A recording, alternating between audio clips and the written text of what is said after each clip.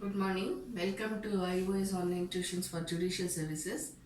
So far we have finished so many acts. Now we are starting the Code of Civil Procedure 1909.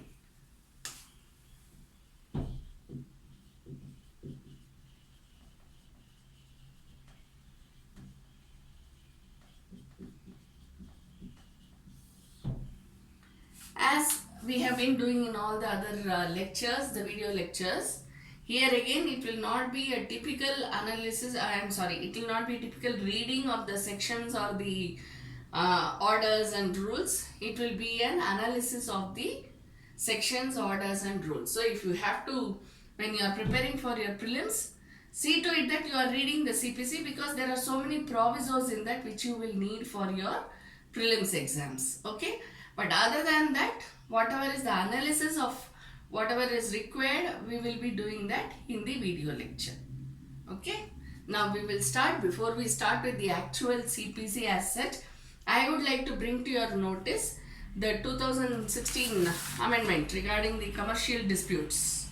Okay. So this we will be doing so that it will be easy, because it has been come into force. It has come into force and it is in force. So I would like to concentrate on this as well while doing the CPC.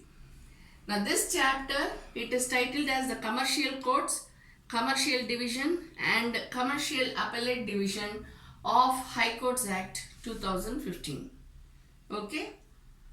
It is coming to force on the 31st December 2015. Now we will go to this particular act which speaks about the commercial disputes. We'll just have a small overview of it. We'll not go in detail about it, because we have to do the actual CPC, the provisions of which affects the commercial disputes also, the proceedings, right? So we will be doing that. Short title, extent and commencement.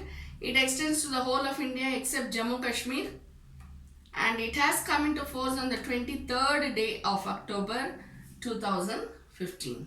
Okay. Now let us go to the definitions part.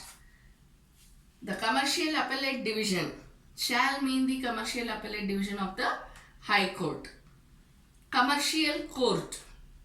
It shall be constituted by the state government or as per the directions of the state government. If the state government says the existing civil courts, whichever are the existing, probably some senior division or something, district courts, if they are to be deemed to be commercial courts, then it shall be. If there is going to be a separate commercial court, then that shall also be established. That depends upon the state government. Commercial dispute. This is the most important thing which you have to know.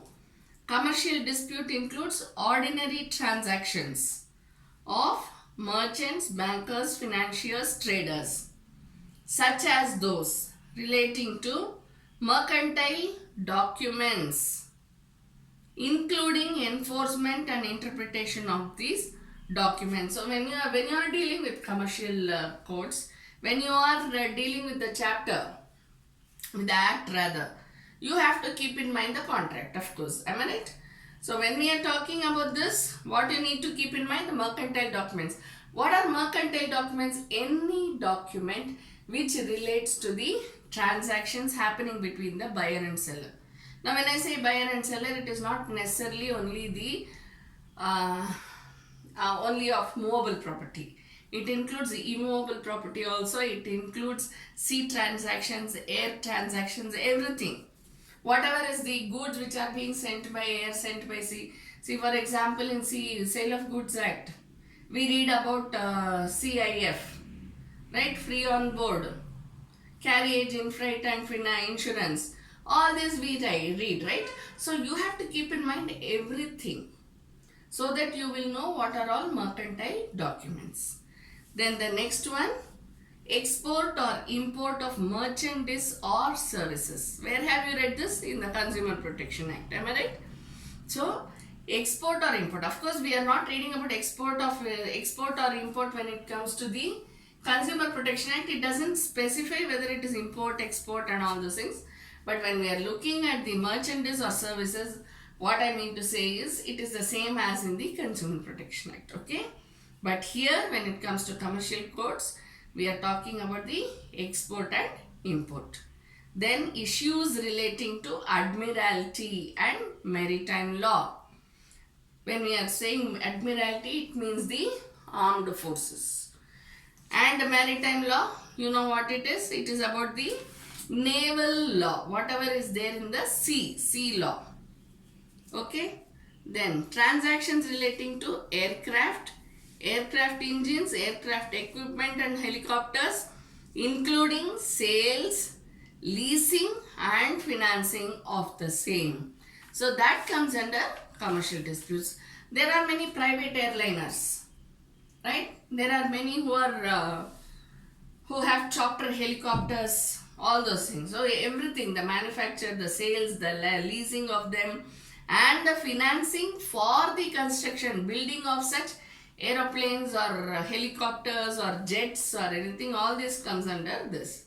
Carriage of goods, sale of goods act, right? Carriage of goods. Then construction and infrastructure contracts, including tenders. Construction and infrastructure contracts. It comes under C. When we say infrastructure, automatically it is the government body which comes into our mind. Government agencies, government bodies and all that. So those also become commercial disputes. Just because it belongs to the government doesn't mean that it doesn't come under a commercial dispute. Whether it is between government and the public or amongst the public themselves or between two individual parties, whatever it is, it becomes a commercial dispute. Then agreements relating to immovable property and exclusively in trade or commerce. Okay, you have the Real Estate Regulation Act. I think you would have heard about it. Just go through that also. Okay, so agreements relating to immovable property and exclusively in trade or commerce. So when it is immovable property is involved in the trade or commerce. Even though there is a company which is manufacturing something else or doing some software services or something like that, if it owns or if it leases out immovable property, it will become a commercial dispute. Then we go to the next one, franchising agreements. Franchisee is who? Anyone who takes up the franchise. Saying that if it is about Hyundai company, then I will also put a board of Hyundai company and I will also do the sales and spare parts on behalf of the company. So I am acting as an agent. So that agency is known as franchisee. Then we go to distribution and licensing agreements. When there is a, say, some marketing or I am taking the license to sell some of the products. Okay, say for example some, how do I put it, any online marketing services or something like that, I am trying to do that. In that case, I'll become distributor and licensing of soaps. If it is a Mysore sandal soap and I want to become its franchise, then I get into a franchise agreement and I take a license saying that I will give the distribution part. It is about the wholesaler and the retailer. In between we have the distributors, right? So when you are doing the marketing part, you will know it, distributing and licensing agreements. Then management and consultancy agreements. This is a very tricky place, right? So management and consultancy agreements. We have some, it is not necessarily the human resources, but what I am saying is the management resources. There are many management consultants. When you get into the companies, you will see many management consultants. So all the soft skill developments, there are so many people like that, HR consultancies, so many of them are there giving consultancy. So all that becomes a commercial dispute. Joint venture agreements. It can be a joint venture between companies or company and individual. You see a lot of apartments coming up nowadays, right? So that becomes a joint development agreement. But what I am talking about is a joint venture agreement, where two or more people join together or two companies join together to start a business. That is joint venture agreements. Then shareholders agreements. Then next we go to subscription and investment agreements pertaining to the services industries, including outsourcing services and financial services. So what is it? Subscription and investment agreements pertaining to the services industries, including outsourcing services. So whoever is investing, whoever is subscribing to the shares of a company which gives outsourcing services and financial services. it also becomes a commercial dispute. Then we have the mercantile agency and mercantile usage. Okay, so see, that's what we read, in the beginning itself. When we are going to a court in CPC, again we will be doing it. When we go to the court, what we look at is, sometimes we file a case because there's a dispute. Sometimes we file a document because we need a proper interpretation. We need the opinion of the court. So we give the documentation for the opinion of the court. Clear? So the next one, technology development agreements. Then intellectual property rights relating to registered and unregistered trademarks, copyright, patent, design, domain names, geographical indications, and semiconductor integrated circuits. So all these comes under the intellectual property rights. There are some people who develop all this. So they should be given the rights over it, right? So if anyone else is using, then it becomes a royalty. Licensed agreements, we read some time back. So they will become the licensee. Then next we go to agreements for sale of goods or provision of services, exploitation of oil and gas reserves or other natural resources including electromagnetic spectrum. Then insurance and reinsurance, contracts of agencies relating to any of the above, whatever we did till now, and such other commercial disputes as may be notified by the central government. So these are basically the main points when it relates to what is a commercial dispute. So any dispute which arises from any of these points comes under commercial dispute. Okay, then we go to the constitution of commercial courts, commercial divisions and commercial appellate divisions. All these come under the High Court of the state. Each state has a High Court, but each High Court may be having a commercial division. It may be having a commercial appellate division. So based on that, either it may be the district courts or it can be the High Court itself. Understand? So if there is a High Court which has the original jurisdiction of such commercial matters, then commercial courts will not be there. Okay, then we go to the jurisdiction of commercial courts. Commercial courts shall have jurisdiction to try all suits and applications relating to a commercial dispute of a specified value arising out of the entire territory of the state over which it has vested territorial jurisdiction. So what is important over here? Specified value. What do you mean by specified value? Specified value means market value. Market value of what? Of the property. If it is about property, then here also you have again movable and immovable property. Right? Specified value means market value. Whatever has been specified at the time of dispute. This is very important, okay? At the time of arising of dispute.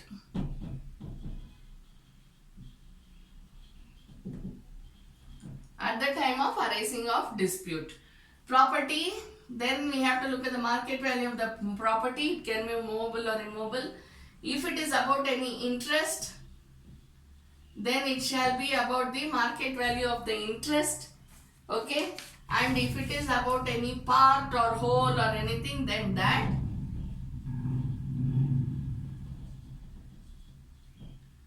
Okay, recovery can be filed. There is no harm about that.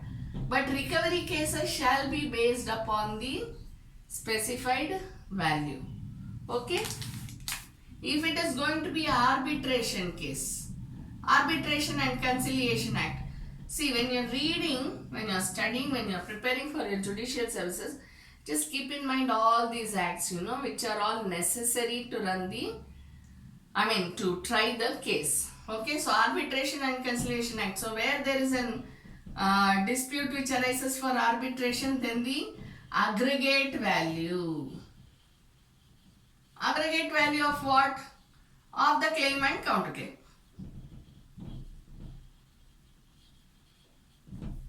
Because it is going in for arbitration, right? So you have to look at the aggregate value of the claim and counterclaim. Where there is a counterclaim which is given, a person has filed a case for on a basis of certain claim. Okay, and the other person, that is the defendant, who comes and says, I have a counterclaim, Your Honor. So that counterclaim as per CPC may be in the same case or a separate case may be filed for that particular counterclaim. If such a thing happens, then the counterclaim will be value of the counterclaim. It depends upon the value of the counterclaim. Okay. Where it is for the recovery of money, then the value of the money.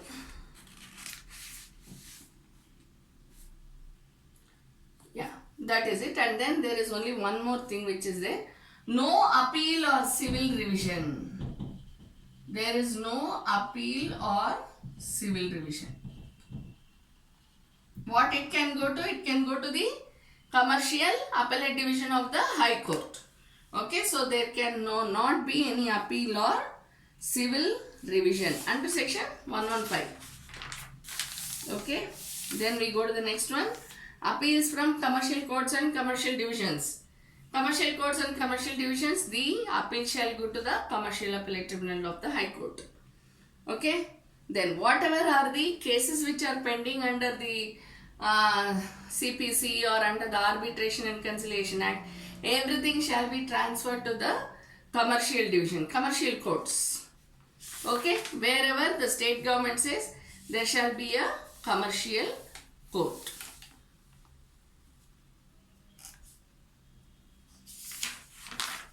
Then we go to this is what it is, the amendments. Amendments have been made to CPC to include the commercial disputes. Okay, then we go to the sections part of the CPC. We start with the actual CPC now. CPC section, number 1.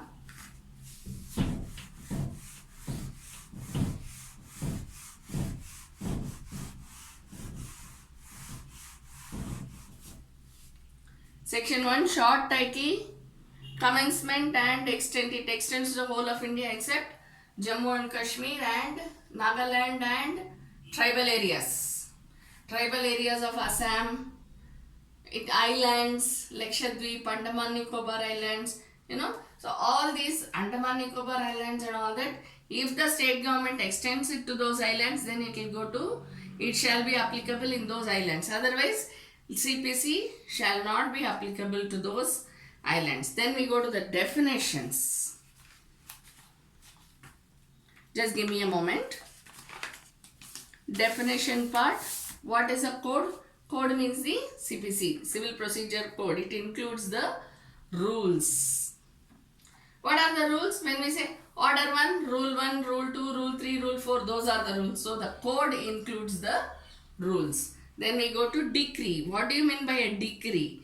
It is the final relief which is given after the adjudication of a matter. It is the operational part of the suit. All of us know this, am I right? But still, just for clarification, I am telling this to you. Decree is the operational part of the judgment. It may be partly or wholly allowed or partly or wholly not allowed. Right? It can be either dismissed, the plain can be dismissed, or the plain can be allowed either in part or whole. And it may include all the reliefs which have been asked for, all the subject matters, or it can be only one. That's why I said partly or wholly. Okay. Then next we go to decree holder. Who is a decree holder? Decree holder is a person in whose favor a decree is passed. See, sometimes when we say decree, it is not necessary that the plain should be allowed or plain should be dismissed. It can even be dismissed for default of non-appearance of the plaintiff. Am I right? Or it can be dismissed because there is no prosecution happening there.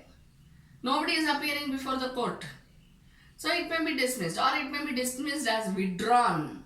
The case may be withdrawn also. Anything may happen, but in all the situations, it is only called as decree. Then we go to the district. District, it means the districts which have been separated as by the state government. Then we go to foreign court. Foreign court is any court which is established outside the territorial jurisdiction of India. This you should remember. Then foreign judgment, judgment of the foreign court. Government pleader, anyone who has been appointed on behalf of the government to plead before any court.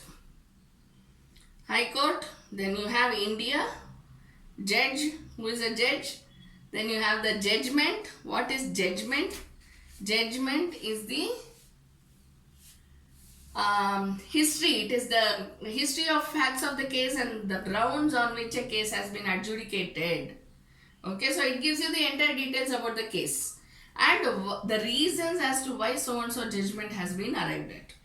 Okay, then judgment debtor is the person against whom the case has been decided. Legal representative. Legal representative, anyone, any representative, any person who represents any other person. When we were doing the Contract Act, what did I tell you? When I gave you that, I said which expression shall include. See, this is very, very important point. That's why I always stress on this. Nominees, power of attorney holders, assignees, successors. You remember all these that we wrote down? These are all known as legal representatives. Legal heir successors, successors in interest, agents. You have so many promoters, directors, partners, they are all agents of each other, am I right? So we know this. So it will be etal. Understand? So this is very, very important for you to understand, because now that we have come to CPC, it is very important. I will explain why. Because we have representative suits, we have interpleader suits, we have suits in which only the party can file the case suit, right? So we have so many such paraphernalia to be followed. So you should know whether the person who is filing the case is really the person who is entitled to file the suit or not. Whether he is really the legal representative as provided under law. All these, if you have to know, then you should have an idea who a legal representative is. Anyone who has been recognized by law to represent any other person. When I say person, it can be artificial or natural person. You should remember. Okay. Next we go to movable property. Sale of Goods Act. Movable property, anything which can be severed from earth, which includes crops. Mesne profits. What is mesne profits? Anyone who receives the profits out of unlawful possession of a property. Anyone who receives profits out of the unlawful possession of the property. Okay. It can be any improvements which have been made and he makes a profit on those improvements. Anything. Okay. Then next, pleader. Who is a pleader? We are all pleaders. Advocates, vakil, solicitor. You have so many names. Anything. Then next we go to order. Order is the expression. It is an expression of the decision. That's why when we say, sometimes see why we differentiate between order, decree, judgment, right? Because everything is an order. Ultimately for us everything is an order of the court. So why do we differentiate between all these things is, it gives you the order, it gives you the expression. I hereby state, that means what you should compulsorily follow. So it shows the formal expression of a decision which a court has taken. Okay, it can be an interim order, it can be a final order, it can be any order, it can be a stay order, any types of order. You have so many orders, in that it can only be interim or final order, right? So there are so many types of orders which comes in. Then we go to prescribed. Prescribed means prescribed by the rules. Public officer. Who is a public officer? Again, very important. Every judge, every member of All India Services, IAS, IPS, IFS, IRS, all this. Okay. So every judge, every member of All India Services, every commissioned or gazetted officer in the military includes Army, Navy, Air Force, right? So any commissioned or gazetted officer in the military, naval or air forces of the Union while serving under the government. Next, every officer of Court of Justice whose duty it is to investigate or report. One is the judge. Second one, any court officer whose duty it is to investigate or report. So that includes the commission as well, right? Then next one, every person who holds any office by virtue of which he is empowered to place or keep any person in confinement. That includes the police. Every officer of the government whose duty it is to prevent offences, to give information of offences, right? So it can be any, again, the police force or the army or navy. Every officer whose duty it is as such officer to take, receive, keep or expend any property on behalf of the government or to make any survey, assessment, contract. So all these people, surveyors, assessors, commissions which are set up by the government, everybody comes under the term as officer. Then we go to the next one. Every officer in the services or pay of the government or remunerated by fees or commission for the performance of any public duty. So every officer who is in the service or pay of the government or remunerated by fees or commission. So it is not necessary that the person should be an employee of the government to become a officer. He can even be a contract person, or he can be a freelancer types, anyone who is giving the consultancy services to the government. Next one, rules. Rules means rules and forms contained in the first schedule of CPC made under section 122 or 125. Share in a corporation means shares, stocks, debentures or bonds. Then you have the last definition, signed. Signed means what? It includes signed as well as seal. Okay, with this we finish the definitions part. Thank you.